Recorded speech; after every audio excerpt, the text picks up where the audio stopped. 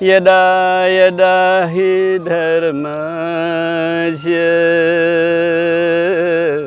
ग्लानिर्भवति भारत।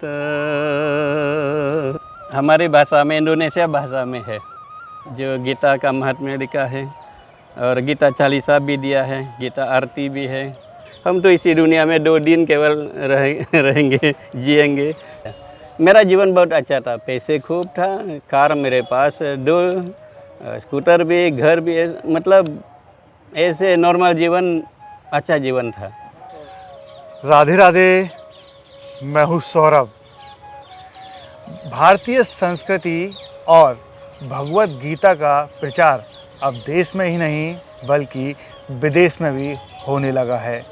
हमारे साथ एक भक्त हैं, आइए इनसे बात करते हैं। राधे राधे। राधे राधे जी, राधे राधे। क्या नाम है आपका? हाँ, धर्मयश। धर्मयश जी, कहाँ के रहने वाले हैं आप? मैं बाली का रहने वाला हूँ, बाली इंडोनेशिया। बाली इंडोनेशिया का सफ़र वृंदावन में कैसे शुरू हुआ, वृंदावन में आना? ऐसे जो हम मानते हैं कि जब भगवान बुलाएंगे तब कोई विचार नहीं था, तो 82 में आया था, फिर उसके बाद 84 में आया था, लगातार अभी तक। बाली में आप, इंडोनेशिया में क्या करते हैं आप? या मैं लिखता हूँ और लिखते साथ साथ थोड़ा सा मेडिटेशन सिखाता हूँ। अभी आजकल मैं यूरोप में ज़्यादातर प्रचार करता हूँ, यूरोप और रशिया में। क्या प्रचार करते हैं आप? एक हमारे है अंक मेडिटेशन, इसमें साथ साथ गीता भी हम थोड़ा जितना हम समझते हैं उतना सिखाते हैं। आप इंडोनेशिया बाली में रहने वाले, बाली एक मुस्लिम कंट्री, मुसलमान ज़्यादा रहता है, तो आप किस तरीके से आप गीता का प्रचार वहाँ पर कर पाए, ये कैसे शुरू हुआ? जब मैंने देखा कि कुछ हमारे बच्चे लोग केवल हमारे देश में नहीं, हो गया हाँ, केवल हमारे देश में नहीं, का ये लगभग हर जगह में दुनिया में पेरेंट्स का भूल कह सकते हैं कि अपने बच्चों को कुछ संस्कार देना। तो ये थोड़ा हमने देखा, फिर जो यूनिवर्सल बुक कहिएगा, हमने देखा भगवद गीता, और कौन सा हो सकता है। जैसे बड़े बड़े दुनिया में लोग जैसे आइंस्टाइन वगैरह, नेल्सन मंडेला भी, ऐसे बड़े बड़े लोग बहुत गहरा से पढ़ते हैं भगवद गीता। तो मैंने चुन लिया भगवद गीता, बच्चों को थोड़ा सा भगवद गीता से टच कराना, हल्का सा, तो धीरे धीरे अपने आप सीखेंगे, कुछ उसके संस्कार भी हो जाएगा। इसीलिए मैंने भगवद गीता चुन लिया। और साथ साथ इसे भी किताब के अलावा हम गाना के रूप में, क्योंकि बच्चे लोग आजकल ना सब जगह में गाना पसंद करते हैं, जो आधुनिक म्यूज़िक के साथ हम मिलाते हैं, तो हम गाते हैं भगवद गीता। तो इंडोनेशिया बाली में मुस्लिम लोग भी पढ़ते हैं ये सब? जैसे मैंने कहा, ये किताब यूनिवर्सल किताब है, धर्म से कोई लेन देन नहीं। हाँ, बाद में क्योंकि ज़्यादातर हमारे सनातनी आजकल हिंदू कहलाते हैं, तो वो भी हिंदू का पार्ट भी है, लेकिन जो मूल रूप से भगवद गीता यूनिवर्सल किताब है, पुस्तक है, ग्रंथ है। तो हिंदू के अलावा अन्य धर्म लोग तो आराम से पढ़ते हैं और उनको गर्व है और सीखते हैं अच्छी तरह से, फिर अपने लोगों को भी बताते हैं। कोई ऐसे विरोध वगैरह नहीं है। बाली एक रोमांस करने की जगह है, वहाँ पर घूमने के लिए पर्यटक आते हैं, तो कैसे ये संभव हो पा रहा है वहाँ पर इस तरीके का प्रचार? आप जब देखेंगे तब समझेंगे कुछ बताने से थोड़ा आप अनाज लगाएंगे कि ऐसे ना, तो वहाँ लोग बहुत आराम से, जैसे अपना है ना, अपने किताब मिलता है, अपने चीज़ अनमोल चीज़ मिलता है, ऐसे ही तो बच्चे लोग, खासकर जो मेरा टारगेट है बच्चे लोग, क्योंकि हमारे भविष्य बच्चे पर है, हमारे धर्म का भविष्य बच्चे पर है और संसार का भाईचारे बच्चे पर है। अगर हम बच्चे को संस्कार नहीं देते ना, तो कैसे ये जो यूनिवर्सल ब्रदरहुड कैसे निभाएंगे। तो हमारे भविष्य वो है, तो इसलिए बच्चे को थोड़ा ध्यान देना चाहिए, केवल उनका ब्रेन पर ध्यान नहीं देना चाहिए।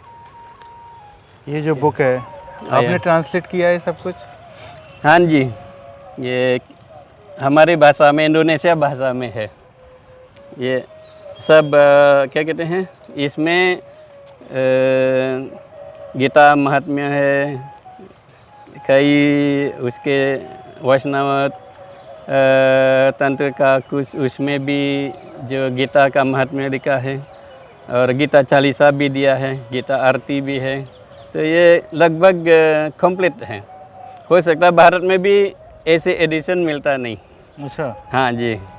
तो आपके मन में कैसे विचार आया कि मुझे ये कन्वर्ट करनी चाहिए गीता, मतलब अलग अलग लैंग्वेज में? अभी जैसे दूसरे भाषा में, अरबिक में और रशियन भाषा, डच भाषा, वो 6 भाषा में हो गया। अच्छा। हमने सोचा कि ये, क्योंकि ऐसे अनमोल चीज़ है जो बड़े बड़े लोग आइंस्टाइन वगैरह ना पढ़ते, तो क्यों नहीं हम और ज़्यादा लोगों तक पहुंचाएं। तो जैसे एक ऐसे बहुत सुंदर विचार वाले नेल्सन मंडेला, आइंस्टाइन और बहुत हैं, ऐसे और निकले गीता के माध्यम से। तो अच्छी बात है ना। हम तो इसी दुनिया में 2 दिन केवल रहेंगे, जिएंगे, तो जो बाद में दुनिया ऐसे होना चाहिए, दुनिया जो भाईचारे का और लोगों का विचार भी शुद्ध हो, गीता ही दे सकते हैं। गीता का संदेश ही भविष्य है। हाँ हाँ हाँ, ये कोई डिस्प्यूट नहीं है, कंफर्म है। तो आप प्रचार से पहले क्या कार्य करते थे, कहाँ वर्क करते थे? मैं बचपन से योगा सिखाता था, योगा, मेडिटेशन और अन्य जो हमारे पुराने ग्रंथ है, ऐसे हम सिखाते थे। फिर जब भारत आया, कुछ संस्कृत सीखा, कुछ और वेद ग्रंथ सीखा, तो उसे भी आगे हम इसी रास्ते में। आप बता रहे थे जॉब भी आपने कहीं की थी? हाँ, वो केवल टेस्ट करने के लिए। वैसे मैंने तय किया कि पूरा जीवन जॉब नहीं करेंगे। वैसे मैंने तय किया, जॉब बहुत आता है। हमारे पूर्व गवर्नर भी कई बार कहा तुम हमारे इसमें काम करोगे, ऐसे काम आता था मेरे पास बहुत, लेकिन हम काम के लिए नहीं करना। लेकिन उस टाइम कुछ ऐसी बात, अगर कहानी बताएंगे तो 1-2 घंटे लगेगा। तो ऐसे हुआ था कुछ निर्णय लेने के लिए कि मैं आगे प्रचार करूं या अभी कुछ आगे पढ़ाई करूं भारत में। तो उसे मैं एम्बेसी में एक एप्लीकेशन दिया और वहाँ काम किया। कौन सी एम्बेसी में आपने काम किया? हमारे इंडोनेशियन एम्बेसी। अच्छा, ये न्यू दिल्ली में है। हाँ। वहाँ काम किया था। फिर क्यों छोड़ दिया आपने? फिर क्योंकि मैंने सोचा कब तक मैं जीऊँगा, अगर कल परसों भगवान बुलाएंगे तो जो मैंने सीखा नहीं पहुंचेगा लोगों तक। तो मैंने निर्णय लिया। मेरा जीवन बहुत अच्छा था, पैसे खूब था, कार मेरे पास 2, स्कूटर भी, घर भी, मतलब ऐसे नॉर्मल जीवन, अच्छा जीवन था। लेकिन अब संघर्ष जीवन, कभी हम पेड़ के नीचे सोते हैं, कभी ऐसे बड़े बड़े स्टार होटल में भी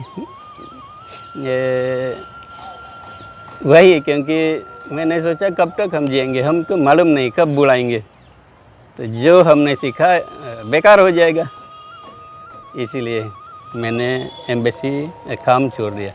जब से आप गीता का प्रचार करने लगी हैं, ग्रंथों का प्रचार करने लगे जगह जगह, क्या भगवान भी आपका साथ देते हैं? हाँ ये तो पूछने की बात नहीं है। ऐसे जो कठिन से कठिन परिस्थिति है, भगवान है। हमको जो अनुभव से ना, जो अनुभव से हम देखते हैं अनुभव से, वो किसी दूसरे के द्वारा या ग्रंथ के द्वारा, किताब के द्वारा, गुरु के द्वारा और कंफर्म नहीं करना। ये अनुभव के माध्यम से ही जो मैंने अनुभव किया, इट्स कंफर्म। हर पल पल पर भगवान हमारे साथ है, रक्षा करने के लिए, इसलिए दुनिया से कोई चिंता नहीं। आप बता रहे थे कई लोग बीमार आपके पास आते हैं, जब भगवद गीता सुनाते हैं तो सही हो जाते हाँ, हैं। ये है जो हमारे भगवद गीता है ना, ये ऐसे ग्रंथ नहीं है जो केवल हमको पढ़ेंगे कुछ शिक्षा मिलेंगे, ऐसे नहीं है। ये स्वयं भगवान है, भगवान की मूर्ति है। भगवान, मैं लोगों को बताता हूँ, भगवान का अवतार है भगवद गीता, एक किताब नहीं है। और क्योंकि बहुत लोगों ने ऐसे अनुभव किया, केवल गीता पढ़ने से गंभीर से गंभीर बीमारी दूर हो जाता है। एक उदाहरण के लिए, कोई आत्महत्या करने वाली थी, वो ठीक हो गया केवल गीता सुनने से, पढ़ने से।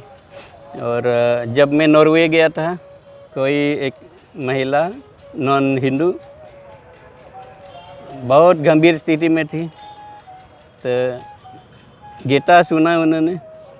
एक हफ्ता के बाद उन्होंने मुझे ईमेल भेजा, बताया कि सब समस्याएं दूर हो गया, सारी समस्याएं दूर हो गया। और एक प्रोफेसर थी, उनको कैंसर हुआ। हाँ। और जो कैंसर है फाइनल स्टेज का, और जिस टाइम मिले थे मुझे से, उनके चेहरा जैसे लाश जैसे था। तो मैंने बताया आप गीता पढ़िएगा रोज़, और हर पूर्णिमा अमावस्या आप गीता को पूजा करें, और जैसे एक फूल अर्पण करें। अमावस्या पूर्णिमा की जगह में रोज़ उन्होंने फूल चढ़ाया गीता पर। और ये हो गया शायद 10 साल से ज़्यादा हो गया, शायद 10 साल से ज़्यादा हो गया। और अभी बहुत हेल्थी है, सब ठीक हो गया। और क्या कहते हैं, रिजल्ट आया 0 है। मतलब बीमारी है नहीं, कैंसर गया। तो ऐसे बहुत, मैंने केवल 3 उदाहरण दिया, बहुत जो हम ऐसे सफ़र में ना, बहुत लोगों ने ऐसा गीता से रक्षा मिला, न केवल ज्ञान, ऐसे रक्षा भी होता है। ऐसा कौन सा श्लोक है जिससे रक्षा मिलता है, आप सुनाते हैं लोगों को? जो नॉर्मल है, सामान्य रूप से यदा यदा और परित्राणाय, वो वाला। और वही मैंने एक आधी रात में मेडिटेशन के बाद मैंने रिकॉर्ड किया। वो रिकॉर्डिंग जब लोग सुनते हैं तो उनका अनुभव है। आप सुना सकते हैं 2 लाइन? हाँ, ये तो सब जानते हैं। यदा यदा ही धर्मस्य ग्लानिर्भवति भारत, वही वाला। लेकिन हम इसी तरह गाते हैं म्यूजिक के साथ। यदा यदा ही धर्मस्य ग्लानिर्भवति भारत, इसी तरह हम गाते हैं, लेकिन म्यूजिक के साथ। आपने गीता आरती भी गाई है? हाँ, गीता आरती लोग, इंडोनेशिया लोग बहुत पसंद करते हैं। और कई मुझे ऐसे भी मिला समाचार, एक माता है रशियन जो सिप्रस में रहती हैं, तो रोज़ गीता आरती देखती हैं। हमारे जो यूट्यूब में ना, कुछ लोगों ने डाला यूट्यूब में, तो रोज़ देखती हूँ। क्या है गीता आरती, कैसे सुनाई है आपने? ये तो नॉर्मल है। 2 लाइन जय उसका। भगवद गीते, ओम जय भगवद गीते, हरि कमल विहारिणी, ये वाला है। ये सब सुनाते हैं। लोग जानते हैं। जब आप सुनाते हैं तो पूरा बाली इंडोनेशिया सुनता है आपकी सब कुछ, विदेशी लोग? लोग सुनते हैं। एक हमारे कार्यक्रम भी सुबह सुबह टीवी में, बाली टीवी में, जो सुबह सुबह मेरा 7 मिनट का है गीता पर। अच्छा, हम्म। रोजाना करते हैं? हाँ, रोज़। डेली। और हमने थोड़ा ऐसे प्रोग्राम रखा, टारगेट है 1 मिलियन भगवद गीता बांटना है। अच्छा, अब तक कितना बांट चुके हैं आप? अभी शायद 2 लाख से ज़्यादा हो गया। बांट दिया। हाँ जी। और आपको इन दिनों बहुत कठिनाई भी आई होंगी ऐसे बहुत। क्षेत्र में, तो किस तरीके की कठिनाइयों का सामना करना पड़ा आपको? बहुत बहुत ऐसे परीक्षा कहेगा, कठिनाइयाँ कहिएगा, जो भी। और ऐसे हम जैसे रोते रोते ना आंसू ख़त्म। अच्छा। और आंसू नहीं नहीं निकल सकता ऐसे भी, लेकिन हम लोगों के सामने दिखाते नहीं, क्योंकि ये दर्द प्रसाद है। मैं कहता हूँ कड़वा प्रसाद, एक प्रसाद है, थोड़ा कड़वा रूप में। जैसे हम ऐसे दवा लेते हैं ना, कड़वा वाला, तो बहुत है, लेकिन कैसे हम फेस करते हैं, बस भगवान के चरण में अर्पण करते हैं, भगवान करते हैं। अब क्या प्लान हम है कुछ आपका नहीं आगे? करते हैं। आगे का क्या प्लान है आपका? बस फ्लोइंग, जैसे नदी है ना, बहते बहती। जहाँ ले जाएगा, कोई प्लान नहीं है, केवल टारगेट है। जब तक ये सांस है तब तक गीता के साथ, तब तक लोगों के साथ।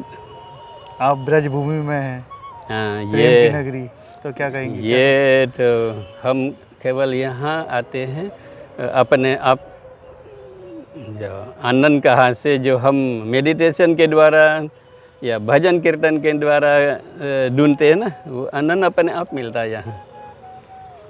आते ही रहते हैं आप यहाँ? हाँ, खूब। कभी कभी जब मैं दिल्ली में था, कभी 1 हफ्ता में 3 बार हम यहाँ दर्शन करने आते थे। राधे राधे। राधे राधे जी, राधे राधे। देखिए, अब तक हमारे साथ रहे ये भक्त जो इंडोनेशिया बाली के रहने वाले हैं और वहाँ मुस्लिम कंट्री है, और वहाँ पर गीता का प्रचार करते हैं। गीता का प्रचार ऐसे करते हैं कि कई देशों में भी जाते हैं, और वहाँ की लैंग्वेज कुछ अलग है, तो उसी लैंग्वेज में इन्होंने गीता लिख दी है। और गीता की आरती ऐसे गाते हैं जैसे कोई सिंगर गाता हो, और उस आरती को सुन के कई भीड़ वहाँ पर इकट्ठी हो जाती है। और इनका कहना है कि 1 मिलियन गीता का प्रचार करना है और जगह जगह बांटनी है। राधे राधे।